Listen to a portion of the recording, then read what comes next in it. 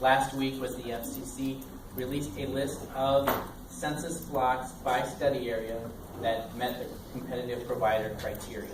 A couple of surprising pieces of information from this data. One was that competitive providers that took ACAM money away from companies did not show up necessarily as a legacy competitor within the territory, so you wouldn't be subject to losing support in those areas. The public notice that did come out was this was a preliminary list. This wasn't a final list.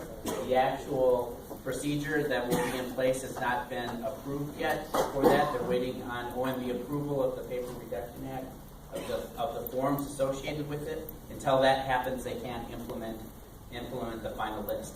This could be something that could be delayed well into the second quarter of 2017, which if that was, they would possibly be using different 477 information. So for this preliminary list, they used the December 2015 477 information filed by the competitors to show if they're providing the voice and broadband antenna in your territory. So any delay, long-term delay in this could bring the information into 2016 477.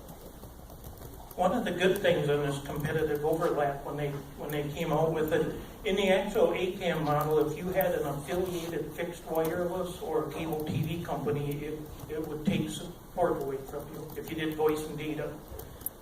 Now for the competitive overlap rule, if it's an affiliated company, that's not being taken into account. So at least there's a little positive news in this front. One of the other things that several have noticed within this data is that there seems to be errors within the data. One of the data points in this is used as the square miles of the coverage of the census block, and in trying to determine some of the reduction of the support because of this competitive list, and we can address that, but there's three options of how if you do have an unsubsidized competitor in your territory, there's three options of